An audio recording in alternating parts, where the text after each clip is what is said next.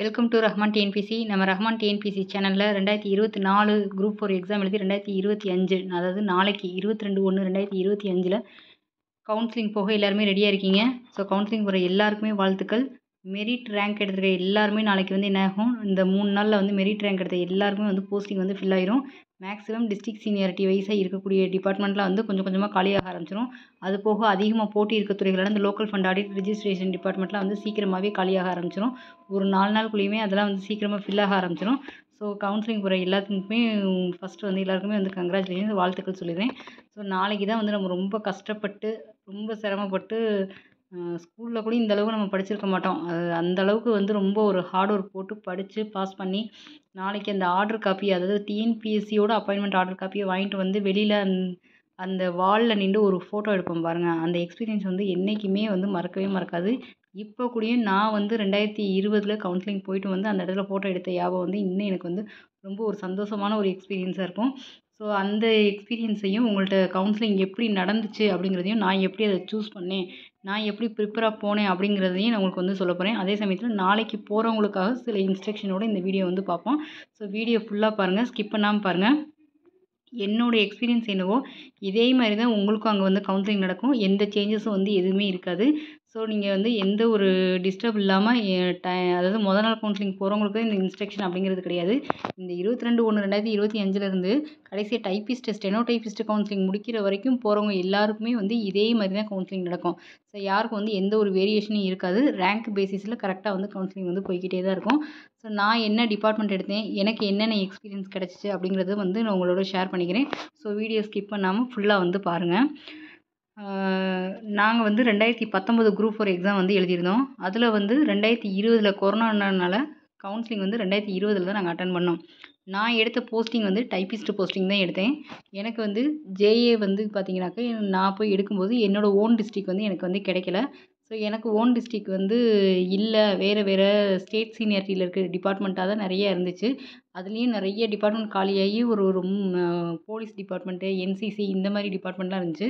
So அதுலலாம் நம்ம வந்து போஸ்டிங் போகும்போது எந்த ஊரில் வேணாலும் போடலாம் அப்படின்னு சொல்லியிருந்தாங்க. ஆனால் அதே சமயத்தில் நான் டைப்பிஸ்ட்டில் வந்து கம்யூனல் ரேங்க்கில் ரொம்ப முன்னாடி இருந்தனால, ஸோ நான் வந்து ஓன் டிஸ்ட்ரிக் எடுக்கிறதுக்காகவே ஜூனியர் அசிஸ்டண்ட்டு வேணான்னு நான் வந்து என்ன செஞ்சுட்டேன், ஃபஸ்ட்டு கவுன்சிலிங் போயிட்டு வேணான்னு எழுதி கொடுத்துட்டே நான் வந்துட்டேன். நான் டைப்பிஸ்ட் எடுத்துக்கிற விருப்பம் தெரிவிக்கிறேன் அப்படின்னு ஒரு லெட்ரு மாதிரி எழுதி கொடுக்க சொல்லுவாங்க. அதை எழுதி கொடுத்துட்டு வந்து நான் வந்துட்டேன் இதில். அதுக்கப்புறம் 2வது தடவை டைப்பிஸ்ட் கவுன்சிலிங் கூப்பிடும்போது ரெவன்யூ டிபார்ட்மெண்ட்டை வந்து நான் சூஸ் பண்ணியிருக்கேன். ஸோ இப்போயும் நாங்கள் வந்து ரெவன்யூ டிபார்ட்மெண்ட்டில் என்னோடய ஓன் டிஸ்ட்ரிக்டில் தான் நான் ஒர்க் பண்ணிகிட்ருக்கேன். ஸோ ஓன் டிஸ்ட்ரிக்டில் ஒர்க் பண்ணும்போது என்ன சந்தோஷம் அப்படின்னு பார்த்தீங்கன்னா, கொஞ்சம் லேட்டாக முன்ன பின்ன ஆனாலும், ஒரு 7 மணி 8 மணி ஆனாலும் ஆட்டோமேட்டிக்காக நம்ம என்ன செஞ்சிடலாம், வீட்டுக்கு வந்து நம்ம போயிடுவோம். ஸோ ஒரு 9 மணி 10 மணினா கூடயும் சொல்லுங்களேன், நம்மளோட பிள்ளைகளையோ நம்மளோட பேரண்ட்ஸையும் நம்மளால் வந்து என்ன செய்ய முடியும்னா போய் பார்க்க முடியும். இது வேறு இடத்துல நீங்கள் தூரமாக போய் வேலை பார்க்குறீங்க அப்படின்னாக்கா, இப்போ சென்னை அதுக்கு பக்கத்தில் இருக்க டிஸ்ட்ரிக்ட்லேயே நீங்கள் போனீங்கன்னா அங்கே தனியாக ஹாஸ்டல் எடுத்து தங்குற மாதிரி வரும். சாட்டர்டே சண்டே லீவ் விடுவாங்க. நீங்கள் வந்து போகிறதுக்கே அந்த 2 நாள் வந்து சரியாக போகிற மணி ஆயிரும். ஸோ அதனால் மேக்ஸிமம் எல்லாருமே வேலை கஷ்டமாக இருக்குங்கிறதெல்லாம் நீங்கள் வந்து எதையுமே நினைக்காதீங்க. வேலை முடிச்சுட்டு நம்ம வீட்டுக்கு வரும்போது நம்ம செஞ்ச வேலையோட கஷ்டம் வந்து நம்மளுக்கு வந்து தெரியாது. ஏன்னா வீட்டில் வந்து நம்மளோட பிள்ளைகளையோ பேரண்ட்ஸு நம்ம ஃபேமிலியோட செட்டாகி இருக்கும்போது அந்த கவலைகள் வந்து நம்மளுக்கு வந்து மறந்துடும். அந்த ப்ரெஷர் வந்து நம்மளுக்கு வந்து மாறிடும். ஸோ அதை நம்ம மேனேஜ் பண்ணுற நம்மளோட மைண்ட் செட்டை பொறுத்து இருக்குது. ஸோ அதனால் எந்த டிபார்ட்மெண்ட்னாலும் நம்மளால் மேனேஜ் பண்ண முடியும் அப்படிங்கிற ஒரு தைரியத்தோடு வந்து எடுங்க. ஓகே, இப்போ நான் கவுன்சிலிங் போகும்போது ஃபஸ்ட்டு என்ன பண்ணோம் அப்படின்னா, கவுன்சிலிங்க்கு மொதல் நாள், அதாவது நீங்கள் நாளைக்கு 22/1 போவீங்க, 23 போவீங்க, 24 இப்படி ஒவ்வொரு டேட்டில் போய்க்கிட்டே இருப்பீங்க. ஸோ இப்போ யாராகவே இருந்தாலும் கவுன்சிலிங் போகிற மொதல் நாள் வந்து என்ன பண்ணணும் அப்படின்னாக்கா, முதல் சர்டிஃபிகேட்டை 1 பை 1 செக் பண்ணுங்கள். எல்லா சர்டிஃபிகேட்டோட ஒரிஜினல் காப்பியும் 10th 12th டிகிரி அந்த லெவலில் வரிசைப்படி அடுக்கி வச்சுக்கோங்க. ஒரிஜினலையும் அடுக்கி வைங்க. எந்த மாதிரி நீங்கள் ஒரிஜினலை இதில் அடுக்கி வச்சுருக்கீங்களோ அதே அளவில் நீங்கள் என்ன பண்ணிடுங்க அப்படின்னு கேட்டாக்கா, ஜெராக்ஸ் காப்பி 2 செட்டு எடுத்து வச்சுக்கோங்க. ஸோ ஒரிஜினல் காப்பியில் மெயினாக நீங்கள் 10th 12th எல்லாம் வரிசைப்படி வைக்கிறத விட கம்யூனிட்டி ரொம்ப முக்கியம். கம்யூனிட்டி பேசிஸில் ரிசர்வேஷன் இருக்கனால மெயினாக கம்யூனிட்டி சர்டிஃபிகேட் கேட்பாங்க. ஸோ எதுலேயுமே எந்த ஒரு ஸ்பெல்லிங் மிஸ்டேக்கும் இல்லாமல் இருக்கணும். அதை வந்து கிராஸ் வெரிஃபிகேஷன் பண்ணுறது தான் அவங்களோட ஒர்க்கு. ஸோ நம்ம ஆல்ரெடி நம்ம என்ன பண்ணியிருப்போம் அப்படின்னா, எல்லாரையுமே சர்டிஃபிகேட் அப்லோட் பண்ண சொல்லியிருப்பாங்க. ஸோ அந்த சர்டிஃபிகேட் நம்ம அப்லோட் பண்ணதுக்கும் ப்ளஸ் நம்ம ஆன்லைனில் மொதல் அப்ளை பண்ணும்போது நம்ம அந்தந்த டிசி மார்க் ஷீட்டோட நம்ம ரிஜிஸ்டர் நம்பர்லாம் கொடுத்துருப்போம். அந்த நம்பரு, நம்ம அப்லோட் பண்ண டாக்குமெண்ட்டு இப்போ நம்ம கையில் வச்சுருக்க டாக்குமெண்ட் இது எல்லாமே ஒரே மேட்சாக இருக்கான்னு பார்ப்பாங்க. நம்மள்ட்ட இருந்து எந்த ஒரு ஃபேக்கான டாக்குமெண்ட்டும் நம்ம வச்சு அப்ளை பண்ணலை, நம்ம பாஸ் ஆகலை அப்படிங்கிறத அவங்களுக்கு ஒரு ப்ரூவ் பண்ணுற மாதிரி இருக்கிறதுக்காக தான் இந்த ஃபிசிக்கல் சர்டிஃபிகேட் வெரிஃபிகேஷனே. ஸோ நம்ம கையில் இருக்க ஒரிஜினல் சர்டிஃபிகேட்டும் அந்த நீங்கள் ஆன்லைனில் அப்லோட் பண்ணியிருக்க அந்த சர்டிஃபிகேட்டு ப்ளஸ் நீங்கள் ஆன்லைனில் முதல்ல அப்ளை பண்ணும்போது கொடுத்த நம்பர் எல்லாமே ஒரே மாதிரி இருந்துச்சு அப்படின்னாக்கா ஓகே, உங்களோட சர்டிஃபிகேட் வெரிஃபிகேஷன் வந்து என்ன ஆகும், ஓகேன்னு சொல்லிடுவாங்க. ஸோ அந்த ப்ராசஸ்க்காக தான் இப்போ நம்ம வந்து சென்னைக்கு நம்ம போகிறோம். அதுக்கப்புறம் கவுன்சிலிங் ப்ராசஸ் நடக்கும். ஸோ அதனால் முதல்ல என்ன சொன்னால் சர்டிஃபிகேட்டை கரெக்டாக ரெடி பண்ணி வச்சுக்கோங்க. அதை ஒரு தனி கவராக போட்டு கண்ணு முன்னாடி படுற மாதிரி வைங்க, போகும்போது மறந்துடாமல் இருக்கிற மாதிரி. ஸோ அதே மாதிரி நாங்கள் என்ன செஞ்சிட்டோம் அப்படின்னாக்கா நாளே சென்னைக்கு வந்து போயிட்டோம். அதனால் நீங்கள் வந்து கவுன்சிலிங் போகிற யாராக இருந்தாலும் நாளே போயிருங்க. லேடிஸ்லாம் வந்து நாளே போயிட்டிங்கன்னா பெட்ரு.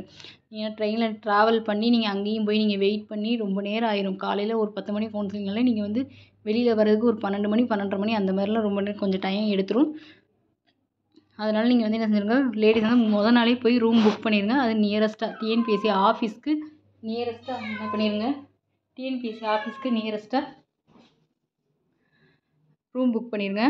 ஸோ எங்களுக்கு நாங்கள் வந்து கொரோனா டயத்தில் போகும்போது மார்னிங் 8 o'clock பேட்ச் வச்சுருந்தாங்க. இப்போ உங்களுக்கு வந்து கவுன்சிலிங் வந்து எப்போ ஸ்டார்ட் பண்ணியிருக்காங்க அப்படின்னா 10 மணிக்கு வந்து ஸ்டார்ட் பண்ணுறாங்க அப்படின்னா நீங்கள் வந்து ஒரு 9:30க்கெலாம் வந்து நீங்கள் வந்து அங்கே வாசலில் இருக்கிற மாதிரி பாருங்கள். ஸோ மேக்ஸிமம் எப்போ வந்து உள்ள கவுன்சிலிங் ஸ்டார்ட் பண்ண போகிறாங்களோ அப்போ தான் அவங்க அந்த கேட்டை வந்து ஓப்பன் பண்ணி விடுவாங்க.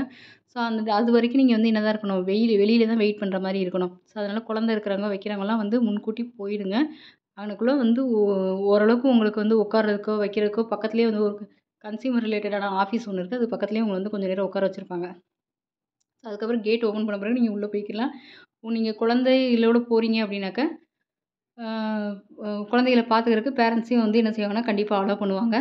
ஸோ அது மாதிரி நீங்கள் என்ன அதுக்கேற்ற மாதிரி அரேஞ்ச் பண்ணிக்கோங்க. அடுத்து நாங்கள் ரூம் மார்னிங் 8 o'clockலாம் போயிட்டோம் நாங்கள் அங்கே.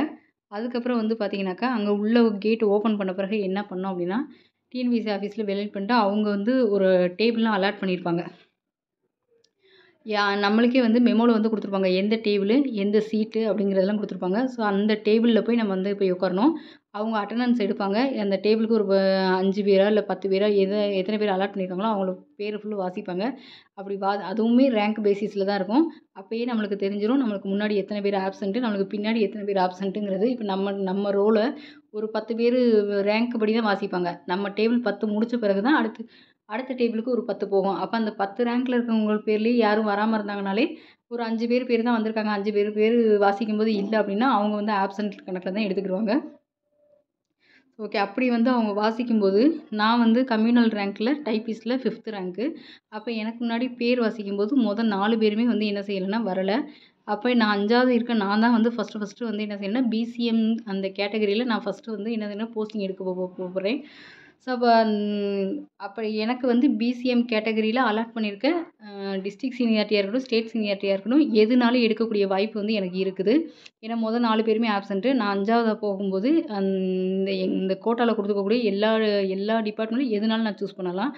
ஸோ இருந்தாலும் அந்த 4 பேர் வந்து ஒரு வேளை 10 நிமிஷமோ 1/4 மணி நேரமோ ஒரு லேட்டாவோ வந்துட்டாங்க அப்படின்னாலும் எதுனாலும் மாறுறதுக்கு வாய்ப்பு இருக்குது. ஸோ அதனால் வந்து நான் என்ன பண்ணிகிட்டு இருந்தேன் அப்படின்னாக்கா அது வரைக்கும் நம்ம எல்லா கொண்டு போன சர்டிஃபிகேட்டுங்களும் எல்லாம் கரெக்டாக இருக்கான்னு பார்த்துக்கிட்டு ரெடி பண்ணி வச்சுக்கிட்டே இருந்தோம். கவுன்சிலிங்க்கு உள்ளே போகிற வரைக்கும் அந்த ஆப்சண்ட்டான 4 பேரும் வந்துருவாங்களா வராமல் இருந்துருவாங்களா அப்படின்ற ஒரு பதட்டம் மட்டும் எனக்கு இருந்துக்கிட்டே இருந்துச்சு. எதுக்காக இந்த பதட்டம் அப்படின்னு பார்த்தீங்கன்னா என்னோடய மோட்டிவ் வந்து என்னென்னு பார்த்தீங்கன்னா ரெவன்யூ டிபார்ட்மெண்ட் எடுக்கணும். அது என்னோடய ஓன் டிஸ்ட்ரிக்ட் மதுரையில் எடுக்கணுங்கிறது தான் என்னுடைய ஆசை. மற்றபடி வந்து எங்களுக்கு இந்த தாசில்தார் கேட்ரு, அந்த டிசி கேட்ரு, டிடி கேட்ரு இப்படிலாம் போவோன்ற அந்த எண்ணத்தில் வந்து எடுக்கலை. நம்மளுக்கு ஓன் டிஸ்ட்ரிக்ட் கிடச்சா போதும் அப்படின்ற ஒரு தாட்டில் தான் வந்து மதுரையில் ரெவன்யூ எடுக்கணுன்ற போனோம். மதுரையில் அந்த பிசிஎம் கேட்டகரிக்கு ஒரே ஒரு ரெவன்யூ போஸ்ட்டு தான். அந்த ஒரு ரெவன்யூ போஸ்ட்டில் வந்து எனக்கு முன்னாடி இருக்க 4 பேர் வராதனால யாரும் வந்து அவங்க வந்தாங்கன்னா அவங்க எடுத்துருவாங்களோ. இன்னொன்று அந்த பிசிஎம் வந்து ஜென்ரலில் இருந்துச்சு. ஜென்ரலில் இருக்கும்போது ஜென்ஸும் எடுக்கலாம், லேடிஸும் எடுக்கலாம். அப்போ 2 பேருக்குமே இந்த போட்டி வாய்ப்பு இருக்குன்றனால ஒரு பதட்டம் இருந்தது. அந்த பதட்டத்தோட தான் போய் உட்காந்தோம். ஆனால் ஃபிசிக்கல் சர்டிஃபிகேட் அவங்க சர்டிஃபிகேட் எல்லாம் கேட்டு எல்லாம் செக் பண்ணும்போது ரொம்ப கூலாகவே போச்சு. ஒன் பை எல்லா சர்டிஃபிகேட்டும் வாங்கி செக் பண்ணாங்க. எல்லா இதுவுமே செக் பண்ணி முடிச்சுட்டு அவங்க ஒரு டேப் மாதிரி கொடுத்தாங்க. அந்த டேப்பில் வந்து நம்மளை டிஜிட்டல் சிக்னேச்சர் மாதிரி போட சொன்னாங்க. அந்த டிஜிட்டல் சிக்னேச்சரை போட்டு முடித்த உடனே எல்லாருக்குமே டீ சப்ளை பண்ணாங்க. எல்லாருமே ரிலாக்ஸாகவே டீ குடிச்சிட்டு கொஞ்சம் நேரம் வெயிட் பண்ணோம். ஸோ அதுக்கப்புறம் வந்து எந்தெந்த டேபிள் வைஸாக சர்டிஃபிகேட் செக் பண்ணாங்களோ அதே டேபிள் வைஸாகவே என்ன பண்ணாங்கன்னா கவுன்சிலிங் ரூமுக்கு அனுப்பிச்சி விட்டாங்க. ஸோ ஸோ கவுன்சிலிங் ரூமில் போய் நாங்கள் என்ன செஞ்சிருந்தோம்னா, அது வந்து ஒரு பெரிய ஒரு மீட்டிங் ஹால் மாரி இருக்கும். அந்த மீட்டிங் ஹாலில் போய் உட்காந்தோன்னா, உங்களுக்கு பெரிய டிஸ்ப்ளே ஸ்க்ரீன் வந்து ஓடிக்கிட்டே இருக்கும். அதில் எந்தெந்த டிஸ்ட்ரிக்ட்ல என்னென்ன போஸ்டிங் இருக்குது, இல்லை ஸ்டேட் சீனியாரிட்டியில் என்னென்ன டிபார்ட்மெண்ட் இருக்குது, அதில் எவ்வளோ வேகன்சி இருக்குது, உங்களுக்கு முன்னாடி ஒரு 2 பேர் போயிருந்தாங்கன்னா, அவங்க என்ன டிபார்ட்மெண்ட் எடுத்துட்டாங்க, அதில் குறைஞ்சது போக மிச்சம் என்ன இருக்குது அப்படிங்கிற எல்லா டீட்டெயிலுமே அதில் ஓடிக்கிட்டே இருக்கும். ஸோ அதையும் நீங்கள் வந்து என்ன பார்த்துக்கிடலாம். இப்போ நாங்கள் போனப்போ வந்து என்ன கொடுத்தாங்கன்னா, எல்லார் கையிலையும் தனித்தனியாக ஒரு டேப் கொடுத்துட்டாங்க. அந்த டேப்ல நம்ம எந்த டிபார்ட்மெண்ட் சூஸ் பண்ண போகிறோமோ, ஒரு 5 டிபார்ட்மெண்ட் மட்டும் நம்ம செலக்ட் பண்ணி வச்சுக்கலாம். ஏன்னா அங்கே உள்ளே போனோனே டக்குன்னு எந்த டிபார்ட்மெண்ட் எடுக்க போகிறோம்னு சொல்லணும். அங்கே போய் யோசிச்சுட்டு வச்சுருக்கக்கூடாது. ஏன்னா நம்மளும் ஒரு 200 பேர் மார்னிங் நம்ம முடிச்சிட்டோம்னா தான், ஆஃப்டர்நூனில் அவங்க ஒரு 200 பேருக்கு கவுன்சிலிங் நடத்த முடியும். ஓகேவா? ஸோ அதனால தனியாக ஒரு டேப் கொடுத்துருந்தாங்க. அதில் 5 டிபார்ட்மெண்ட் சூஸ் பண்ணியிருந்தாங்க. நான் சூஸ் பண்ணியிருந்தது ரெவென்யூ, ரூரல், பிடபிள்யூடி, ஹைவே இப்படி தான் நான் சூஸ் பண்ணியிருந்தேன். சரி ரெவென்யூ கிடைக்கலனா அடுத்து ரூரல் எடுப்போம். ரூரல் இல்லைனாக்கா பிடபிள்யூடி வேலை கம்மியாக இருக்குன்னு சொன்னாங்க. ஹைவே, ஸ்கூலும் அதே மாரி தான். ஸோ ஸ்கூலுக்குலாம் வந்து சாட்டர்டே, சண்டே கண்டிப்பாக லீவ் இருக்குன்னுலாம் சொல்லியிருந்தனால, நான் இந்த ஆர்டரில் சூஸ் பண்ணி வச்சுருந்தேன். ஸோ கடைசியா வந்து நான் வந்து எனக்கு முன்னாடி அந்த 4 பேருமே கன்ஃபார்மா கவுன்சிலிங் ரூம் போற வரைக்கும் யாருமே வரல. அதனால 5த் ரேங்க்ல இருந்த நானு, அந்த ரெவென்யூல இருந்த ஒரே ஒரு போஸ்டிங்க நான் எடுத்துக்கிட்டேன். அதாவது மதுரைக்கு மொத்தம் 29 டைப்பிங் போஸ்ட்டுங்க வந்து அலாட் பண்ணியிருந்தாங்க. அதில ஒரே ஒரு பிசிஎம் ஜென்ரல் மட்டும் தான். அந்த ஒண்ணும் எனக்கு வந்து கிடச்சிச்சு. ஸோ அதுக்கப்புறம் நம்ம அந்த கவுன்சிலிங் மீட்டிங் ஹாலுக்குள்ளேயே ஒரு சின்ன கார்னர்ல ஒரு ரூம் மாரி இருக்கும். அந்த ரூம்குள்ள போய் தான் நம்ம என்ன பண்ணுவோம் அப்படின்னா, நம்ம என்ன டிபார்ட்மெண்ட் எடுக்க போறோங்கிறத டிபார்ட்மெண்ட் நேம் சொல்லணும். எக்ஸாம்பிளுக்கு ரெவென்யூ டிபார்ட்மெண்ட் அப்படின்னு சொல்லி, அந்த டிபார்ட்மெண்ட் எந்த டிஸ்ட்ரிக்ட்ல இருக்கு. மதுரைனா மதுரைன்னு சொல்லணும். தஞ்சாவூர்னா தஞ்சாவூர்னு அத சொல்லணும். அதுக்குரிய கோட் நம்பர் என்னவோ அதையும் சொல்லணும்.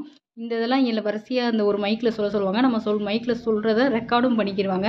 ஏன்னா பின்னாடி எந்த பிரச்சனையும் வந்துறக்கூடாதுன்னு அவங்களுக்கு ஒரு மோட்டிவ்க்காக எடுத்து வச்சிருப்பாங்க. அதுக்கப்புறம் ஒரு 10 நிமிஷம் நீங்க மறுபடியும் அந்த மைக்ல சொல்லிட்டீங்கனாலே வேலை முடிஞ்சிருச்சு. அவ்வளோதான். நீங்க போய் உங்களோட சீட்ல போய் நீங்க உட்காந்துரலாம். எல்லாமே வந்து கண்டிப்பா பார்த்தீங்கன்னா, வரிசையா கரெக்ட்டா ரேங்க் பேசிஸ்ல தான் போகும். எனக்கு பின்னாடி உட்காந்துருக்கவங்களுக்கு நீங்க அவங்களோட சீட்டையும் வாங்கி பார்த்தாலே தெரியும். உங்களுக்கு பின்னாடி இருக்கவங்க உங்களுக்கு பின்னாடி உள்ள ரேங்க்கா இருப்பாங்க. உங்களுக்கு முன்னாடி உட்காந்துருக்கவங்க உங்க முன்னாடி உள்ள ரேங்க்கா இருப்பாங்க. அந்த ஆர்டர் படி தான் போகும். யாரையும் முன்ன பின்ன மாத்திலாம் உள்ள அனுப்ப மாட்டாங்க. ஒரு 10 நிமிஷம் மட்டும் வெளிய வந்து வெயிட் பண்ணீங்கன்னா, கொஞ்ச நேரத்திலேயே வந்து உங்க ஃபோட்டோவோட எந்த டிஸ்ட்ரிக்ட்ல நீங்க என்ன டிபார்ட்மெண்ட் எடுத்திருக்கீங்க, டிஸ்ட்ரிக்ட் சீனியர் இருந்தா டிஸ்ட்ரிக்ட் பேரோட வந்துரும். டிஸ்ட்ரிக்ட் சீனியாரிட்டி இல்ல அப்படின்னாக்கா, ஸ்டேட் சீனியாரிட்டி இருந்தா அது எந்த ஹெட் ஆஃபீஸ் எதுவோ அதோட நேம் போட்டு உங்களுக்கு வந்து என்ன ஆகும், டிஎன்பிஎஸ்சிலேருந்து வரப்போற அப்பாயின்மெண்ட் ஆர்டர் உங்க கையில வந்து கிடைச்சிரும். ஸோ அத வந்து நம்ம கையிலயும் குடுப்பாங்க. குடுத்து நம்மள்ட்ட வந்து ஒரு சிக்னேச்சர் அக்னாலஜ்மெண்ட்க்காக வாங்கிக்கிருவாங்க. ஸோ இதோட கவுன்சிலிங் ரூம்ல இருக்கக்கூடிய ப்ராசஸ் வந்து என்ன செஞ்சிரும், ஃபுல் அண்ட் ஃபுல் முடிஞ்சிரும். அதுக்கப்புறம் நம்ம எப்பயும் போல சந்தோஷமா அத கொண்டு வந்து வெளியில வந்து அழகா அந்த வால் கிட்ட நின்டு ஃபோட்டோ எடுத்துட்டு, ஸோ ஒரு நல்ல மெமரீஸோட நம்ம என்ன செஞ்சுக்கலாம், வீட்டுக்கு வரலாம். சரி இப்ப அதுக்கெல்லாம் முன்னாடி நான் என்ன பண்ணேன் அப்படின்னா, இப்ப நான் செஞ்ச விஷயத்த நீங்களும் செஞ்சுட்டு போனீங்கன்னா ரொம்ப பெட்டரா இருக்கும். ஸோ யாரெல்லாம் கவுன்சிலிங் போறீங்களோ, நாளைக்கு 22/1 போறவங்க இந்நேரம் கிளம்பி போயிருப்பீங்க. இந்நேரம் டிஎன்பிஎஸ்சி ஆஃபீஸே எப்படியோ ஓரளவுக்கு நியரஸ்ட்டா அப்படியே ரீச் பண்ணி அங்க ஒரு ரூம் எடுத்துலாம் புக் பண்ணி இருந்திருப்பீங்க. ஸோ இதேமாரி அடுத்தடுத்த டேட்ல போறவங்க என்ன செய்யணும் அப்படின்னு பார்த்தீங்கன்னா, ஃபர்ஸ்ட்டு டிபார்ட்மெண்ட் வைஸா போஸ்டிங் கலெக்ஷன் நம்ம நெறைய வீடியோ போட்டிருக்கோம். அழகா டிஎன்பிஎஸ்சி அடெண்டம் 1சி, 1டி, 1இ இந்த மாரிலாம் நெறைய போட்டிருக்காங்க. அதெல்லாம் நீங்க என்ன செஞ்சுக்கோங்க, உங்க டிஸ்ட்ரிக்ட்ல நீங்க எடுக்க போறீங்களோ, இல்ல ஸ்டேட்ல எந்த டிபார்ட்மெண்ட் எடுக்க போறீங்களோ, அந்த பேஜ மட்டும் ஒரு ஸ்கிரீன்ஷாட் எடுத்து ரெடியா வச்சுக்கோங்க. ஸோ அதில உங்க கம்யூனிட்டி வைஸா நீங்க அத எடுக்க போறீங்கன்னா, அதெல்லாம் நோட் பண்ணி வச்சுக்கோங்க. ஸோ நீங்களே இது ஒரு 5, 7 இந்த மாரி நீங்க ஒரு ப்ரிஃபரன்ஸ் குடுத்து வச்சுக்கோங்க. இது கிடைச்சா இது எடுப்போம். இது இல்லன்னா இது எடுப்போம். இது எடுப்போம்னு சொல்லி அந்த நேரத்தில போய் குழப்ப வேண்டியதே இல்ல. கரெக்ட்டா நீங்க ஆர்டர் படி நாங்க ப்ரிப்பேர் பண்ணிட்டு போற மாரி ரெடி பண்ணி வச்சுக்கோங்க. அங்க போயிட்டு சப்போஸ் நீங்க இப்ப டவுன் பஞ்சாயத்து எடுக்கணும்னு முடிவு பண்ணி போயிருப்பீங்க. டவுன் பஞ்சாயத்துல உங்களுக்கு முன்னாடி போன ஒரு நபர் வந்து உங்களோட ரேங்க் கூட இருந்தா அவங்க எடுத்திருப்பாங்க. ஸோ அப்ப டவுன் பஞ்சாயத்து கிடைக்காத பட்சத்தில நம்ம என்ன எடுக்கலாங்கிறத நீங்க முன்கூட்டியே முடிவு பண்ணிட்டு தான் நீங்க உள்ள போணும். ஓகேவா? அங்க போயிட்டு எனக்கு இதுதான் இருந்துச்சு. நான் இத எடுத்தேன். அதான் இருந்துச்சு. எனக்கு அங்க எது எடுக்கிறதுன்னு தெரியல. அங்க போனோனே எனக்கு நெர்வஸ் ஆயிருச்சு. அப்படி இப்படிலாம் நெறைய பேர் சொல்றதெல்லாம் கேட்டுருக்கோம். அதெல்லாம் எதுவும் கிடையாது. நீங்க தான் உங்களுக்கு தேவையானத ப்ரிப்பேர்டா போணும். அதுக்காக தான் இவ்ளோ வீடியோவும் உங்களுக்கு ஒன் பை ஒன்னா எல்லாமே நீங்க கவுன்சிலிங் போறதுக்குள்ள நாங்க போட்டுக்கிட்டே இருக்கோம். ஸோ நான் கவுன்சிலிங் போகும்போது இதே மாரி தான் ஒரு YouTubeல ஒரு ரொம்ப கிளியரா, அழகா நல்ல டிபார்ட்மெண்ட் வைஸா நம்ம வேக்கன்சி வைஸெல்லாம் நெறைய போட்டு அதெல்லாம் நாங்க கேட்டு தெரிஞ்சுக்கிட்டு தான் நாங்க இதே மாதிரி ஸ்க்ரீன்ஷாட்லாம் கையில வச்சுட்டு தான் போனோம். அதே மாதிரி கம்யூனிட்டி வைஸா போஸ்டிங் ரிசர்வேஷன் லிஸ்ட்டும் நம்ம கையில இருக்கணும். அப்பதான் என்னோட கம்யூனிட்டிக்கு நேரா எனக்கு இந்த போஸ்டிங் கிடைக்குமா? கிடைக்காதாங்கிறத நீங்க என்ன செய்ய முடியும்? முடிவு பண்ண முடியும். அதேமாரி உங்களுக்கு டிஸ்ட்ரிக்ட் சீனியாரிட்டி எடுக்க போறீங்களா? ஸ்டேட் சீனியாரிட்டி எடுக்க போறீங்களாங்கிறதையும் கிளியரா முடிவு பண்ணிட்டு அங்க போங்க. டிஸ்ட்ரிக்ட் சீனியாரிட்டி கிடைக்காத பட்சத்தில ஸ்டேட் சீனியாரிட்டி கிடைச்சாலும் பரவால்ல, ஜாப் கிடைச்சாலும் பரவால்லன்ற அந்த மைண்ட் செட்டுக்கு நீங்க வந்துருங்க. நான் 22/1 கவுன்சிலிங் 1/2024 மட்டும் சொல்லல. 22/1லேருந்து ஆரம்பிச்சு ஸ்டெனோ டைப்பிஸ்ட் வரைக்கும் போறக்கூடிய JA, VAO, typist, steno typist எல்லாருக்கும் காமனாக தான் இந்த இன்ஸ்ட்ரக்ஷன் சொல்கிறேன். என்னோட எக்ஸ்பீரியன்ஸு சேர்த்து உங்களுக்கு வந்து சொல்கிறேன். ஸோ அடுத்து வந்து என்ன பண்ணணும் அப்படின்னு பார்த்தீங்கன்னா, ஒவ்வொரு நாளும் சாயந்தரம் ஸோ நம்மளுக்கு வந்து எப்போ நடத்த போகிறாங்கன்னா 22/1லேருந்து 17/2 வரைக்கும் நம்மளுக்கு வந்து ஜேஏக்கும் விஏஓக்கும் முடிஞ்சிடும். அடுத்து டைப்பிஸ்ட்டுக்கு 24/2லேருந்து 6/3 முடிஞ்சிருது. ஸ்டெனோக்கு 10/3லேருந்து 12/3 2 நாள் தான். இதோட கவுன்சிலிங்கே நம்மளுக்கு முடிஞ்சிடும். ஸோ அதே மாதிரி கவுன்சிலிங் போய் அட்டெண்ட் பண்ணிவிட்டு இருக்கக்கூடிய மிச்சம் இருக்கிறவங்க வந்து எல்லாருமே வந்து எனக்கு கிடைக்குமா கிடைக்காதுன்னு குழப்பத்தில் இருக்காதீங்க. ஆப்சண்ட் ஆனால் பின்னாடி இருக்கவங்களும் முன்னாடி வரதுக்கு வாய்ப்பு இருக்குது. நிறைய பேர் வந்து வராமலும் இருக்க வாய்ப்பு இருக்குது. ஏன்னா அவங்களாம் வந்து குரூப் 2ல போய் கூடயும் என்ன செஞ்சிருப்பாங்க, குரூப் 2லேயோ குரூப் 2ஏலேயோ எடுத்துக்கலாம்னு இருப்பாங்க. சில பேர் வந்து என்னது குரூப் 1 குரூப் 2 எழுதினவங்க கூடயும் வேலையில் இருக்கிறவங்க கூடயும் வர மாதிரிலாம் இருக்கும். அதாவது குரூப் 1 குரூப் 2ல இருக்கவங்க இதில் வர மாட்டாங்க. குரூப் 4ல ஏற்கனவே இருக்கிறவங்க சில எக்ஸாம் எழுதி அவங்க ஓன் டிஸ்ட்ரிக்டாக சில நேரம் எழுதிய வரவங்களும் இருப்பாங்க. அதே சமயத்தில் இந்த எக்ஸாம் வந்து ஒரு என்ன சொல்கிறது, ஒரு எக்ஸ்பீரியன்ஸ்க்காக எழுதிட்டு அடுத்த குரூப் 2க்கு போனவங்களும் இருப்பாங்க. ஸோ அந்த மாதிரி அவங்களோட நம்பரும் இதில் இருக்கும். அதனால் இந்த கவுன்சிலிங் வர எல்லாருக்குமே வேலை கொடுப்பாங்கன்ற உறுதியளிக்க முடியாதுன்னு அவங்களே சொல்லிட்டாங்க. ஸோ இதில் பார்டரில் இருக்கிறவங்க ஒரு 7000 போஸ்ட் அப்படின்னா ஒரு 8000 ரேங்க்கில் இருக்கிறவங்களாம் வந்து வெயிட் பண்ணுங்கள். கம்யூனிட்டி ரேங்க் வைஸாக கிட்ட இருக்கிறவங்களும் வெயிட் பண்ணுங்கள். எவ்வளோ ஆப்சென்ட் ஆகுதோ அதை பொறுத்து பின்னாடி இருக்கவங்களும் முன்னாடி கொண்டு வரதுக்கும் இதில் வாய்ப்பு இருக்குது. ஸோ ஓகே, அடுத்து நீ வந்து என்ன பண்ணீங்கன்னா நெக்ஸ்ட்டு நீங்கள் செய்ய வேண்டிய வேலை வந்து என்னென்னா ஒவ்வொரு நாளும் வந்து சாயந்தரம் 6 மணிக்கு ரெடியாக இருங்க. அதாவது டிஎன்பிஎஸ்சி இப்போ இன்றைக்கி 22/1ல் எவ்வளோ பேர் போஸ்டிங் எடுத்திருக்காங்களோ போஸ்டிங் எடுத்தது போக அன்றைக்கி சாயந்தரம் 6 மணிக்கு மேலே எத்தனை மணிக்கு வேணாலும் அவங்க ரிலீஸ் பண்ணலாம். ஸோ 6 மணிக்கு மேலே என்ன பண்ணுவாங்கன்னா எத்தனை பேர் போஸ்டிங் எடுத்திருக்காங்க, எத்தனை பேர் ஆப்சண்ட்டு, எத்தனை ஃபில் ஆகிருக்கு, எவ்வளோ வேக்கன்ட் இருக்குது, பேலன்ஸ் எவ்வளோ, இந்த எல்லா டீட்டெயிலும் போட்டு இதே district wise, department wise, community wise எல்லாமே போட்டு நம்மளுக்கு என்ன செய்வாங்கன்னா ஒவ்வொரு நாளும் 6 மணிக்கு ரிலீஸ் பண்ணுவாங்க. அந்த ரிலீஸ் பண்ணக்கூடிய லிஸ்ட்டு வந்து உங்கள் கையில் இருக்கணும். அதாவது நீங்கள் என்னைக்கு கவுன்சிலிங் போகிறீங்களோ அதுக்கு நாளுக்குரிய லிஸ்ட்டு உங்கள் கையில் இருக்கணும். அது மட்டும் போதும். நீங்கள் டெய்லி வந்து எடுத்துகிட்டே இருக்கணும். டெய்லி நீங்கள் வாட்ச் பண்ணிகிட்டே வாங்க, அது போதும். பட் வந்து பார்த்தீங்கன்னா என்னைக்கு கவுன்சிலிங் போகிறீங்களோ அதுக்கு நாள் வந்து உங்கள் கையில் வந்து அந்த பிரிண்ட் அவுட் இருக்கணும். ஸோ அதை வச்சு தான் நீங்கள் முடிவு பண்ண முடியும். அதே இதில் இன்னொரு விஷயம் பார்த்தீங்கன்னா காலையில் கவுன்சிலிங் போகிறவங்களுக்கு இந்த பிரிண்ட் அவுட் எடுத்தால் ரொம்ப யூஸ்ஃபுல்லாக இருக்கும்.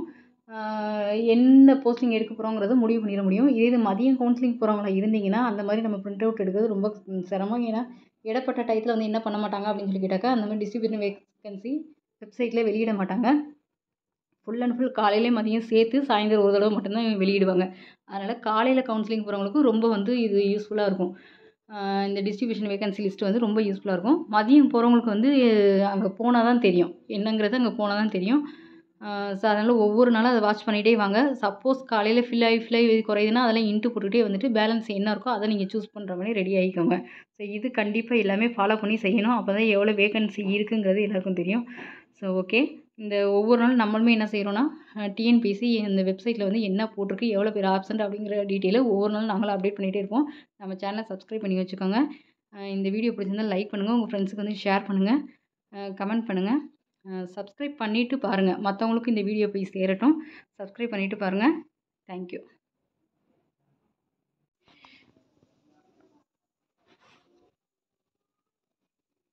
இந்த வீடியோவில் என்னோடய கவுன்சிலிங் எக்ஸ்பீரியன்ஸை உங்கள்கிட்ட ஷேர் பண்ணிக்கணும்னு ஆசைப்பட்டேன். அதையும் ஷேர் பண்ணிட்டேன். ப்ளஸ் நீங்கள் கவுன்சிலிங் போகிறதுக்கு என்னென்ன ரூல்ஸ் என்னென்ன ஸ்டெப்ஸ் எல்லாம் ஃபாலோ பண்ணணுங்கிற உங்களுக்கும் ஒரு ஐடியா கொடுக்குறதுக்காக கொடுத்துருந்தேன். ஸோ ஓகே, நம்ம சேனலை வந்து சப்ஸ்கிரைப் பண்ணிக்கோங்க. இந்த வீடியோ பிடிச்சிருந்தால் லைக் பண்ணுங்கள், சப்போர்ட் பண்ணுங்கள். தேங்க்யூ.